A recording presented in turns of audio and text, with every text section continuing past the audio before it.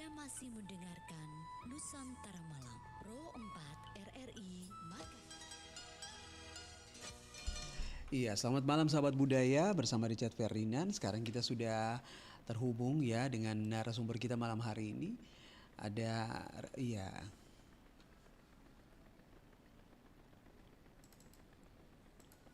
iya Richard mau sapa dulu. Ini selamat malam untuk Ustaz Hoirul Anam SG selaku yang merupakan bagian dari Ikatan Dai Muda Indonesia. Assalamualaikum warahmatullahi wabarakatuh. Selamat malam Pak Ustaz Hoirul. Assalamualaikum warahmatullahi wabarakatuh. Ya Pak, Iya, oke Pak Ustaz mohon tapi izin. mohon maaf ini Iya. jaringan tadi. Oke, ya kita bisa langsung mulai ya Pak Ustaz ya.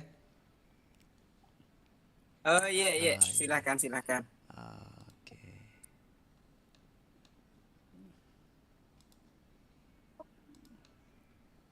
Ya, sahabat budaya. Pak Ustaz, sebagai bagian dari komunitas Dai Muda Indonesia, bagaimana Pak Ustaz melihat fenomena judi online yang dikemas begitu rapi dan estetika di media sosial sehingga generasi muda ini akhirnya mereka sering terjebak dalam ilusi instan ini.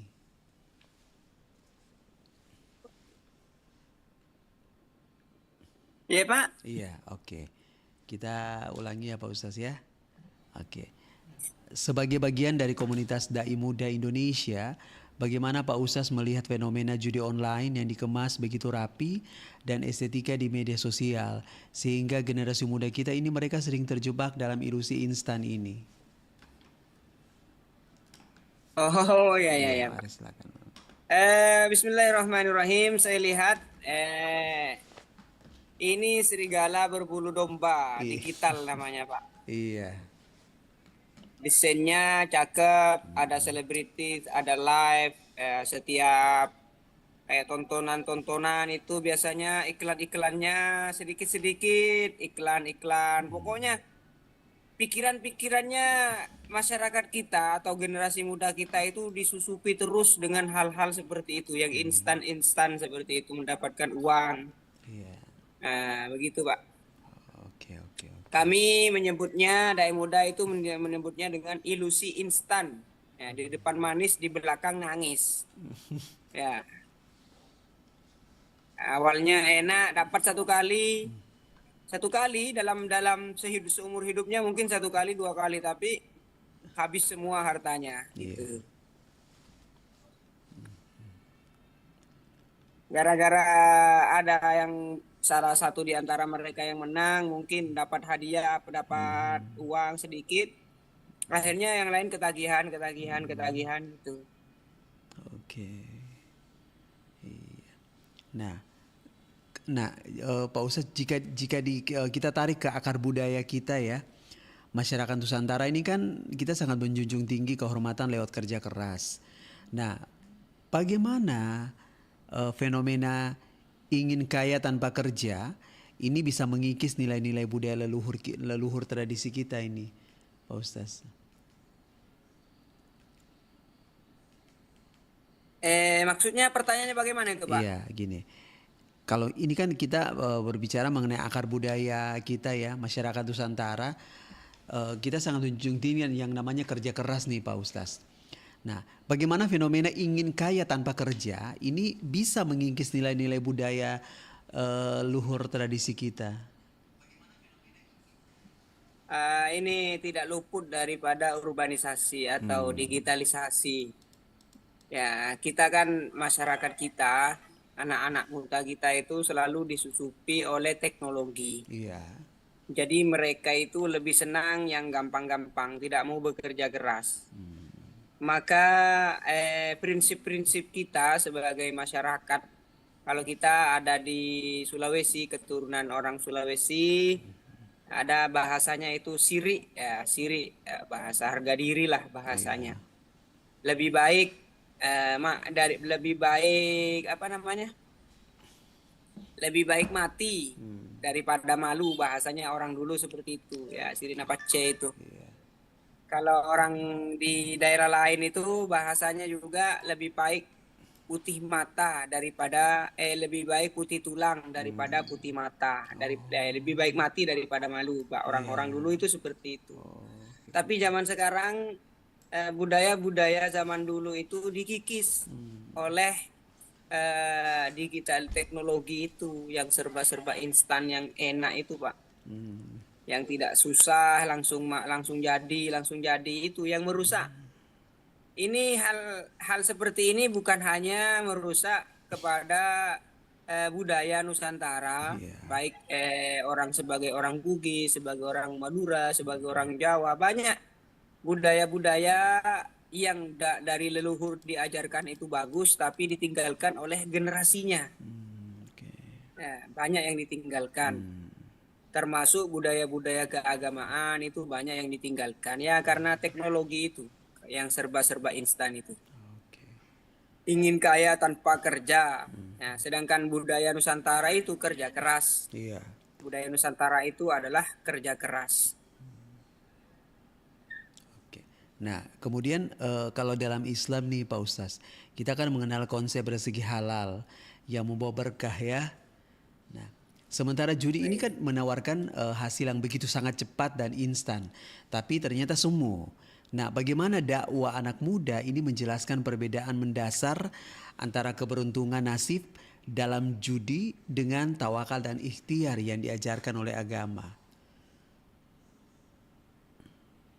Dai muda itu, kami sebagai dai muda sering menyampaikan kepada teman-teman anak muda, kepada anggota-anggota bahwa Allah Subhanahu wa taala berfirman di dalam Al-Qur'an, "Wa may yattaqillaha yaj'al lahu makhrajan wa yarzuqhu min haitsu la yahtasib."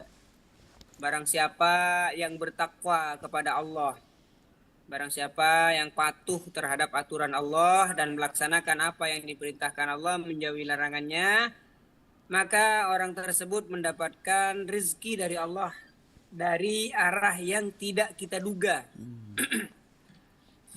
Min haitsu la yahtasib wa yarzuqhu min wa may yattaqillaha yaj'al lahu makhrajan. Allah memberikan jalan baginya, wa yarzuqhu min haitsu la yahtasib, dan memberikannya rezeki yang tidak terduga-duga. Beda dengan keberuntungan di judi. Ya, judi slot itu, keberuntungan itu hanya 1 dari 1000. Jadi satu kali dia beruntung, 999 kalinya dia buntung. 999 kalinya dia buntung, untungnya cuma 1 kali. Nah, itu hanya akal-akalan algoritmanya bandar hingga membuat seseorang itu tertipu. Dia merasa kalau itu adalah rezeki. Nah, dia merasa ini adalah rezeki nomplok. Padahal itu adalah tipu daya setan. Tipu daya setan yang menipu daya, ya termasuk bandarnya sebenarnya. Bandarnya itu sebenarnya kan kena tipu daya, bandarnya itu. Sebenarnya bandarnya yang bikin judi-judi itu kan saudara kita pada hakikatnya. Saudara kita sama-sama keturunan Nabi Adam. Kalau dia Muslim, maka dia saudara kita seagama. Tapi kalau dia tidak beragama Islam, berarti dia saudara kita keturunan Nabi Adam. Pada hakikatnya dia juga adalah saudara kita yang sedang ditipu daya oleh setan. Kemudian dia bekerja sama dengan setan untuk menipu generasi kita untuk mengikuti jalan-jalan perjudian ini. Pada ujungnya ya begitu, Pak. Nah, ya Pak Ustaz, berarti ini kan tentunya berhubungan juga dengan pendidikan begitu Pak Ustaz ya? Iya. Nah, apakah pendidikan juga punya peranan penting sehingga anak-anak muda kita ini mereka bisa terhindar dari bahaya judi online ini? Kalau masalah pendidikan itu berpengaruh atau tidak, ya memang pendidikan itu sangat berpengaruh. Latar belakang, isi kepala. Pendidikan itu kan isi kepala. Isi kepala, kemudian pergaulan. Karena meskipun di dunia pendidikan, meskipun dia berada di dalam lingkungan di lingkungan pendidikan bahasanya, atau di tempat kuliah atau di sekolah, itu bisa jadi mereka tetap melakukan hal-hal seperti itu. Ya, memang berpengaruh, pendidikan itu berpengaruh. Cuma yang paling berpengaruh itu adalah teman. Yang paling berpengaruh itu adalah teman. Siapa yang selalu bersama dia, seperti itu. Judi ini seperti LGBT. LGBT itu tidak memproduksi manusia LGBT, tapi dia menularkan kebiasaan itu kepada orang lain. Jadi manusia lahir itu tidak langsung jadi LGBT. Kayak begitu juga. Orang judi itu sering manusia itu, orang-orang itu jarang yang langsung jadi tukang judi, paling dari temannya. Oke. Ya, Pak Ustadz, kita jeda sejenak dulu ya. Nanti setelah itu baru Richard kembali lagi. Oh iya iya, Iya. siap-siap. Sahabat budaya, jangan kemana-mana, kita masih membahas sesuatu yang sangat inspiratif sekali ya di Perompak TRI Makassar. Richard akan kembali setelah yang satu ini. RRI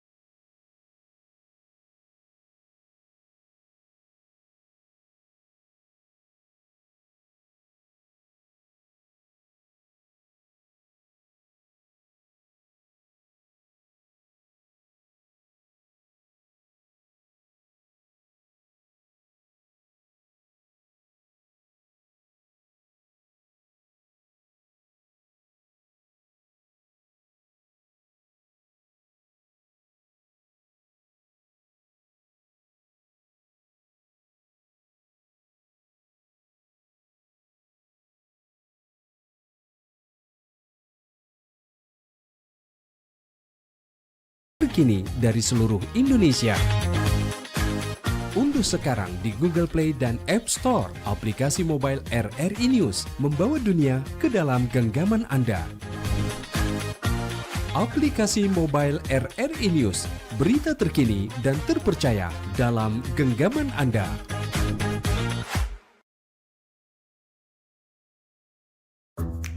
Wih, keren banget nih. Katanya ada obat herbal bisa mencegah sakit gigi seumur hidup. ada hoax tuh. Widih. Ini juga keren nih. Ada sumber energi baru PLTH, pembangkit listrik tenaga hampa. Iya, itu juga hoax kali. Lu bacanya apaan sih? Aduh, pantesan portal abal-abal lu baca. Kalau mau baca berita yang lengkap tapi udah verified, mulai dari berita nasional, internasional, olahraga, gaya hidup sampai hiburan, lu cukup klik rri.co.id. Di situ lu juga bisa streaming RRI digital. Aduh, makanya cek-cek dulu biar gak kegocek di rri.co.id.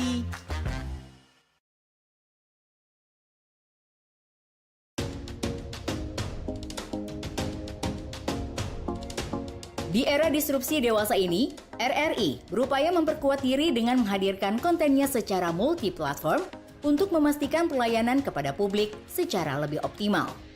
Kini, RRI bukan hanya dinikmati melalui radio, melainkan juga portal berita online, platform digital, media sosial, dan juga komunitas yang selama ini meramaikan berbagai kegiatan offline di RRI. Ya, Richard Ferdinand hadir lagi untuk membahas mengenai tema kita malam hari ini, sahabat budaya bersama Pak Ustaz.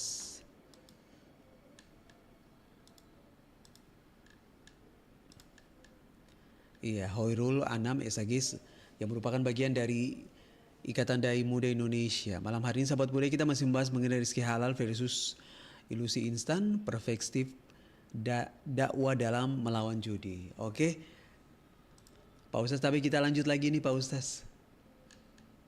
Iya, silakan Pak. Iya.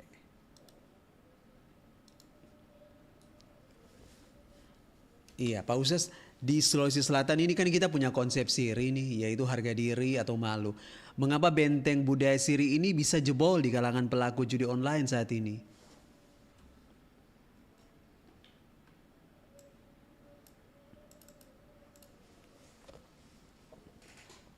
Halo, Pak Ustaz. Halo ya Pak. Iya, oke, iya. Nah, di Sulawesi Selatan ini Pak Ustaz, kita kan punya konsep budaya siri. Siri ini kan harga diri atau malu ya.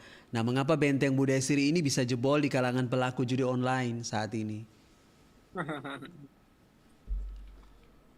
Gimana ya kok bisa jebol gitu di anu apa ya? Itu kan harga diri bahasanya. Siri Iya. itu kan harga diri tak. Hmm, Ya sebenarnya itu tergantung orang tuanya Pak. oke. Tergantung bapak-bapaknya. Masalahnya sekarang bapak-bapaknya yang ngajarin. Repot. Saya sendiri di lingkungan sekitar itu ada ya budayanya orang sini kan biasa main ayam gitu. Selain balok ya main ayam. Main ayam itu kan pada hakikatnya sama aja dengan apa namanya judi online itu kan. Bedanya dia kalau online dia kemana-mana. Kalau ayam cuma di tetangga-tetangganya jadi dia. Ya, kalau masalah budaya sirik ini kayak terbongkar kayak Tena Sirik, nah ini harus sebenarnya kita kampanyekan, harus di mindset pada masyarakat kita bahwa perbuatan seperti itu adalah perbuatan yang merusak harga diri. Bahasanya tidak ada malunya orang yang berbuat seperti itu. Laki-laki kok seperti itu. Nah, laki-laki seharusnya bekerja keras, bertanggung jawab. Ini kok berbuat seperti itu kan harusnya digembar-gembor kita sampaikan kepada masyarakat bahwa kelakuan-kelakuan instan seperti itu tidak mau kerja tapi pengen dapat uang itu adalah perbuatan yang merusak harga diri seorang laki-laki, anak mudanya anak bugis gitu. Kalau kemarin-kemarin kan ada anak muda palsu, ada muda begitu. Ya disampaikan kepada masyarakat bahwa kelakuan-kelakuan seperti ini itu bukan berjuang, tidak punya etos kerja, tidak punya dedikasi untuk bekerja keras, itu termasuk orang yang tidak ada siriknya, tidak malu, tidak punya malu gitu. Ini harus disampaikan kepada masyarakat secara masif oleh para dai, bukan cuma para dai saja, bagi siapapun para pendidik di sekolah disampaikan bahwa kelakuan-kelakuan seperti ini adalah bukan harga dirinya kita sebagai laki-laki untuk mendapatkan uang secara instan tanpa kerja keras. Itu bukan laki-laki asli lah, atau anak muda palsu, bisa disampaikan seperti itu.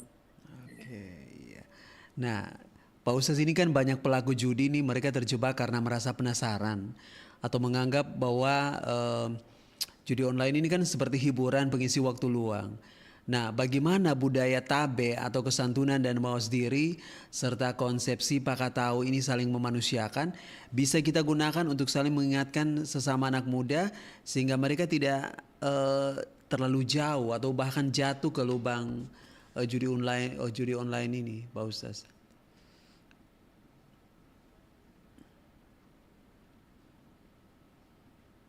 Oh begini, ya itu kan termasuk tadi budaya itu bisa luntur. Kalau ada bahasa manusia kita itu masyarakat kita itu ada bahasa sekarang ini namanya FOMO ya, suka FOMO, suka ikut-ikut. Kalau dulu kemarin sebelum muncul bahasa FOMO ini muncul dia bahasanya apa bebek lah apa ya suka membebek begitu bahasanya ya, kemarin dulu itu. Kalau anak-anak tahun 90-an itu membebek. Kalau sekarang bahasanya Gen Z ini FOMO bahasanya. Suka ikut-ikut. Sebenarnya hakikatnya sama. Suka ikut-ikut, suka apa ya? Suka meniru-niru. Manusia itu begitu, suka meniru-niru. Ya, kalau sering muncul di iklan terus muncul seperti itu. Ujung-ujungnya pada akhirnya mereka menganggap wah ini bagus ini karena muncul terus, dianggap legal. Nah, ini termasuk kesalahan dari pemerintah yang memberikan izin untuk iklan-iklan itu berkeliaran. Ini tugasnya kementerian apa kalau begini ini? Kementerian Perhubungan kah atau apakah itu? Iya. Ya, yang memblokir ya. Yang memblokir slot-slot ini. Ya, harusnya mereka ini yang memblokir. Kita tidak bisa menyampaikan bahwa ini tidak bagus, ini bahaya, ini merusak. Tapi muncul terus. Ya, masyarakat kita kalau muncul terus di depan mata kita lihat di HP masing-masing, kan namanya zaman sekarang itu pasti punya HP. Kalau dilihat terus mereka akan menganggap itu adalah sesuatu yang legal. Gitu. Kemudian kalau diingatkan mereka ngelawan, pasti bilang gitu. Ya, kalau mau membudayakan atau mendekati mereka bukan dengan cara menggurui atau ngasih dalil, nggak bisa dikasih dalil. Manusia zaman sekarang dikasih dalil itu bilang saya juga punya dalil gitu, repot. Ya caranya gimana ya, harus dibuatkan fokus untuk dialihkan. Gitu. Kalau di Jawa di lingkungan di Jawa itu musim-musimnya solawatan gitu. Jika anak muda dikasih kesibukan, ada Syekhermania di Jawa itu ada solawatan gitu. Kalau di Madura itu ada Fakhermania. Di Makassar juga ada sebenarnya solawatan itu, tapi tidak masif. Komunitas solawatan di daerah Makassar ini tidak masif. Oke, iya. Ya, Pak Ustadz, kita jeda lagi Pak Ustadz ya. Nanti Richard akan kembali saat lagi. Iya. Oke. Iya. Saya nggak mau dengar apa-apa lagi. Saya mau cerai.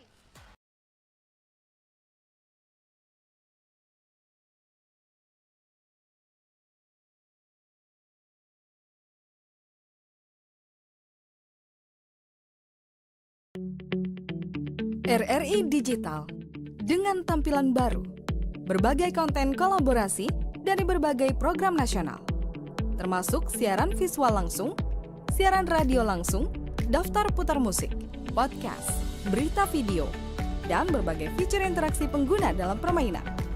Berbagai konten menarik seperti suka, komentar, dan berbagi, serta obrolan langsung dengan penyiar dan pengguna. Pesan langsung dan fasilitas obrolan pribadi antara pengguna aplikasi juga tersedia. RRI Digital tersedia di Google Store dan App Store.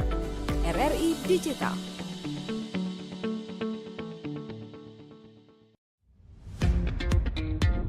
Selamat datang di era digital baru.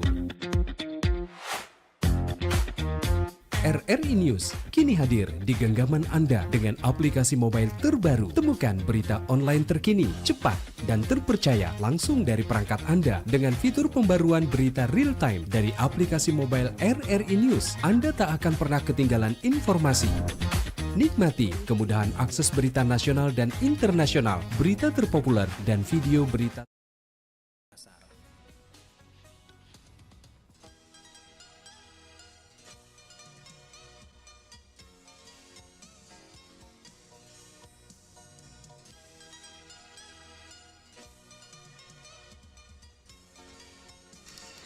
Iya, sahabat budaya dimanapun berada, kita berlanjut lagi ya untuk program kita. Selamat malam Pak Ustaz. Oke, iya Pak Ustaz Tabe. Nah, dakwah ini kan terkadang dirasa terlalu kaku oleh Gen Z ya dan milenial. Bagaimana strategi komunitas dai muda dalam mengemas pesan anti judi agar masuk ke ruang digital Gen Z dan milenial ini? Apakah memanfaatkan pendekatan budaya lokal ini lebih efektif atau seperti apa?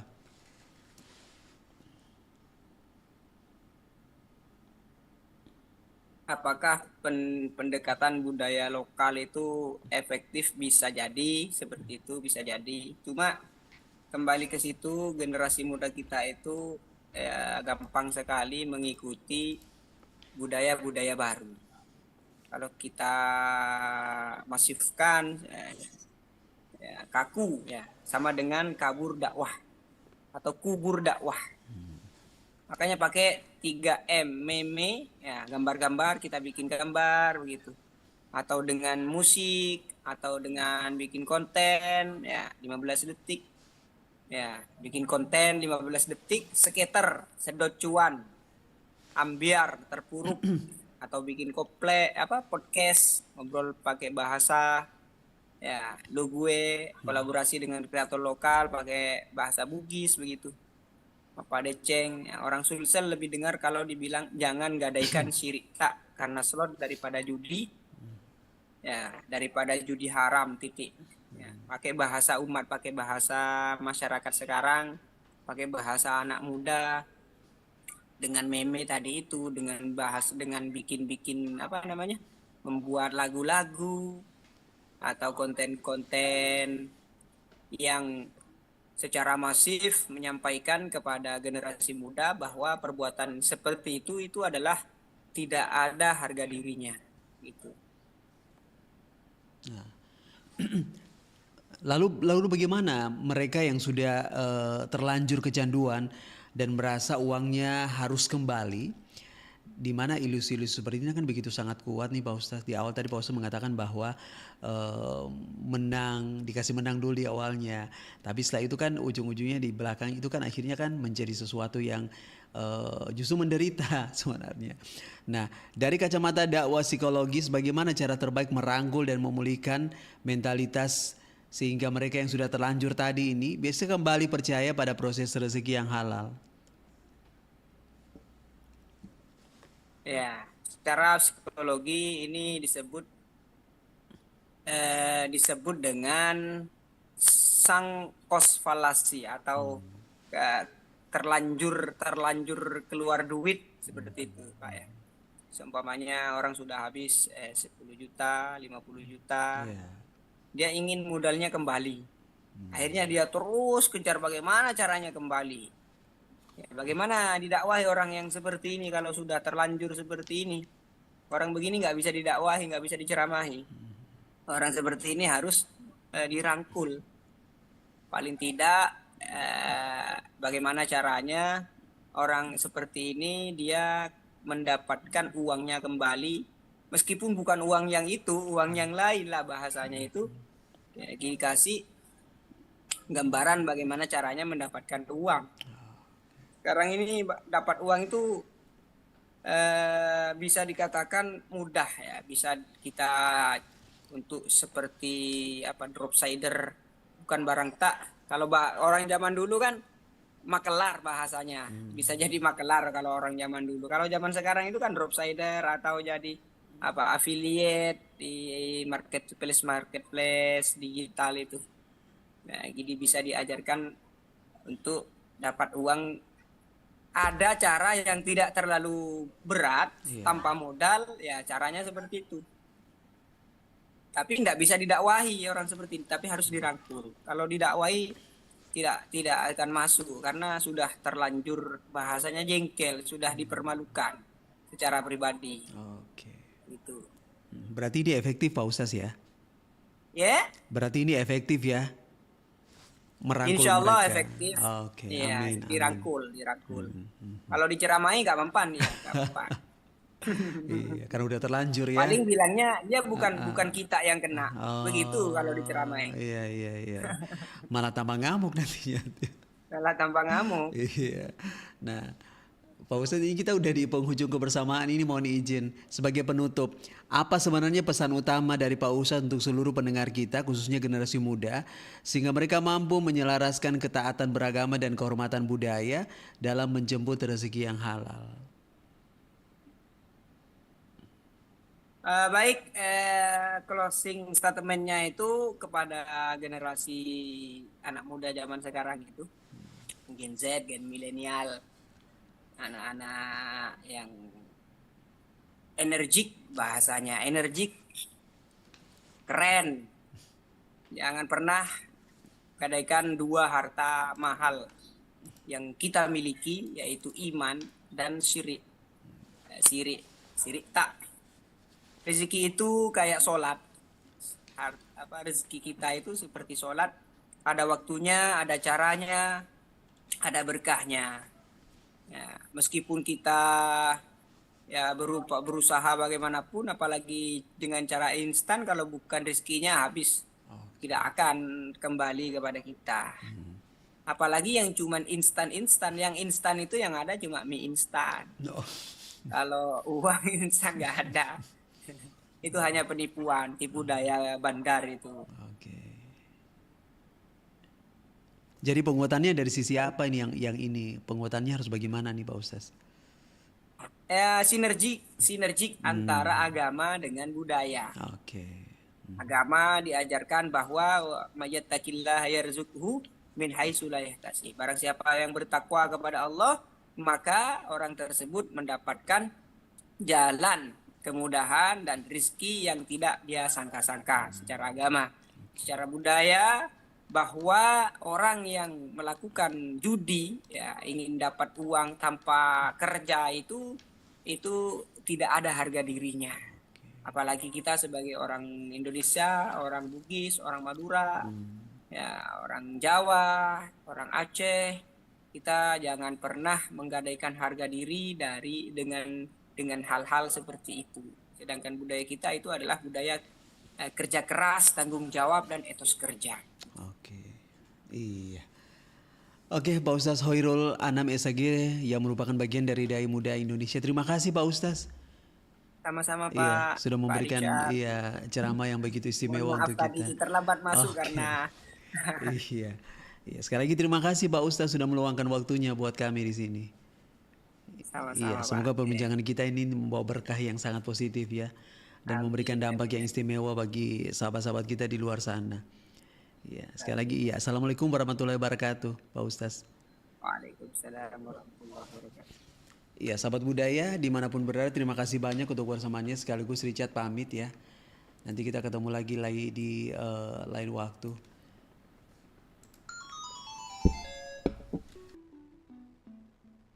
Game over. Hai, bote kalah lai. Padahal hampir sedikit sah. Kenapa